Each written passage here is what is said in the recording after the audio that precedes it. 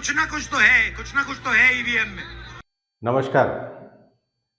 पिछले कुछ सालों से, खासकर जब से बीजेपी पावर में आई है 2014 से, और उसके पहले से भी हो रहा था, लेकिन 2014 से लगातार हल्ला हो रहा है कि ईवीएम में कुछ गड़बड़ी है। अब किसानों ने एक उसका रास्ता निकाल लिया है ईवीएम को हराने का, जबकि कांग्रेस या पूरा विपक्ष लेड बाय राहुल गांधी ये सोते रहे पिछले 9 साल। बीच में एक आध बार कपिल सिब्बल ने कुछ कोशिश की पता करने की कि ये कैसे होता है, लेकिन ये सोते रहे। लेकिन इनको कोई जुगाड़ नहीं मिला कि ईवीएम को कैसे हराया जाए, ईवीएम को कैसे निरस्त किया जाए, कैसे इसे खेल में से हटाया जाए। तब सही पता चलेगा कि आखिर मोदी की गारंटी और मोदी का व्यक्तित्व और मोदी जो होता रहता है, मोदी भक्त करते रहते हैं, इसकी क्या सच्चाई है। अब इसकी सच्चाई जो भी हो, तरीका किसानों ने बहुत अच्छा निकाला है, उसके बारे में मैं अभी आपको बताता हूं। लेकिन आप पहले दो चीजें जान लीजिए कि ईवीएम की शुरुआत कांग्रेस ने की थी और उस वक्त भाजपा इसके टोटली खिलाफ थी। 2004-5 से ये शुरू हुआ और कोई भी इलेक्ट्रॉनिक आइटम जिस पर भी बटन लगे हों और उसमें आईसी वगैरह लगे हों, उसके मैनिपुलेशन के चांसेस रहते हैं। और कई बार एक आईएएस ऑफिसर ने और बहुत सारे लोगों ने ये करके भी दिखाया ईवीएम को कैसे मैनिपुलेट किया जाता है। जब मोदी जी सत्ता में आ गए तो वो ईवीएम प्रेमी हो गए हैं और सुप्रीम कोर्ट ने सबसे ज्यादा नाकामयाबी दिखाई जब उन्होंने कहा कि वीवीपैट में जो रिजल्ट आ रहा है उसको ईवीएम से मैच करने की जरूरत नहीं है। क्यों नहीं है भाई? जब यहाँ मैंने एक बटन दबाई है और इधर एक चिट पे हाँ या ना या किसके फेवर में मैंने वोट दिया है वो निकला है, तो अगर इधर मैंने 800 वोट डाले हैं जनता ने, तो इधर 800 वीवीपैट से चिट निकली होंगी। अब इनका मिलान करना जरूरी है कि नहीं?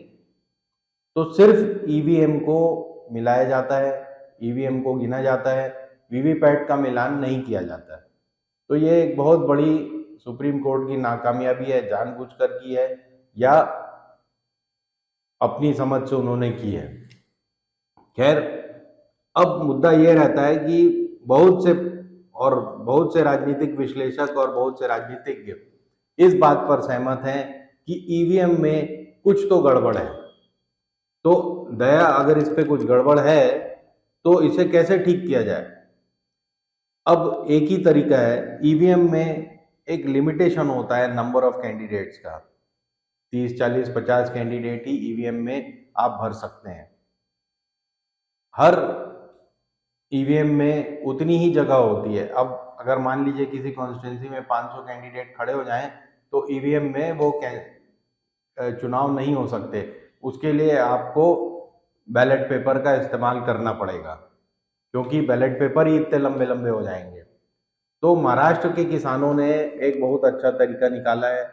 बहुत सी कॉन्स्टिट्यूंसीज में, करीब करीब हर कॉन्स्टिट्यूंसी में, जो ये विधान लोकसभा की 40 और वहाँ पे मेरा ख्याल है वहाँ 48 कॉन्स्टिट्यूंसीज हैं लोकसभा की महाराष्ट्र में, तो हर कॉन्स्टिट्यूंसी में किसान मोर्चा जो है वो अपने कैंडिडेट उतारेगा। और कम से कम, अभी तो वो कह रहे हैं 1000, लेकिन कम से कम अगर वो 300 कैंडिडेट भी उतार देते हैं हर कॉन्स्टिट्यूंसी में, तो वहां पर बैलेट पेपर इस्तेमाल करना जरूरी हो जाएगा। तब पता चलेगा कि बीजेपी को आखिर कितने वोट मिलते हैं, कांग्रेस को कितने मिलते हैं, और अगाड़ी वगाड़ी जो भी वहां पे बना रखी है इन लोगों ने, उनको कितने वोट मिलते हैं। ये एक बहुत आसान तरीका है वीवीपैट और ईवीएम को खेल में से बाहर निकालने का। इसमें एक ही मुश्किल है, शेषन ने जो डिपॉजिट है, जो आप सुनते होंगे कि जमानत जब्त हो गई, जो जमानत के पैसे होते हैं वो एक समय यानी 92-93 तक ये 1500 रुपए थे। अब उसे बढ़ाकर शेषन ने 25,000 रुपए कर दिया है। तो हर कैंडिडेट जो अपना नाम भरेगा उसे 25,000 रुपए की कुर्बानी देनी पड़ेगी, क्योंकि ये तो पक्का है कि उसकी डिपॉजिट जब्त हो जानी है, उसको उतने % वोट मिलने नहीं है और डिपॉजिट जब्त हो जाएगी। तो अगर 48 कॉन्स्टिट्यूंसीज में 200-300 कैंडिडेट भी खड़े करती है किसान मोर्चा अपने अपने पैसे लगा के लोग खड़े होते हैं 25-25 हजार रुपए के, तो ये मानिए कि वो उतने पैसे की कुर्बानी दे रहे हैं सिर्फ इसलिए कि इलेक्शन वीवीपैट और ईवीएम पर न हो और बैलेट पेपर बनाने पड़े। अब देखते हैं कि इलेक्शन कमीशन ऑफ इंडिया क्या करती है जब आखिर में ये पेपर भरे जाएंगे। दो ही काम किए जा सकते हैं, या तो उनके पेपर रिजेक्ट कर दिए जाएंगे बहुत सारों के, जैसे कि बनारस में किया था, वो बीएसएफ के कांस्टेबल का पेपर रिजेक्ट कर दिए थे, नॉमिनेशन पेपर, उसी तरह यहाँ पे भी रिजेक्ट किए जाएंगे। लेकिन आप आखिर कितने लोगों के नॉमिनेशन पेपर रिजेक्ट कर सकते हो? इनके भी वकील होंगे, इनके भी पूरे ध्यान से पेपर भरे जाएंगे, ऐसी उम्मीद है। दूसरा काम ये हो सकता है कि उन कॉन्स्टिट्यूंसीज में बैलेट पेपर से चुनाव किए जाएं। तो देखते हैं ईसीआई आगे क्या कदम लेती है। अभी तो सिर्फ एक इलेक्शन कमिश्नर बचे हैं, 2 इलेक्शन कमिश्नर अगले शुक्रवार तक शायद एक्शन में आ जाएंगे, लेकिन वो तो नए होंगे और चुनाव होने हैं अभी 1.5 महीने के अंदर। तो देखते हैं आगे क्या होता है।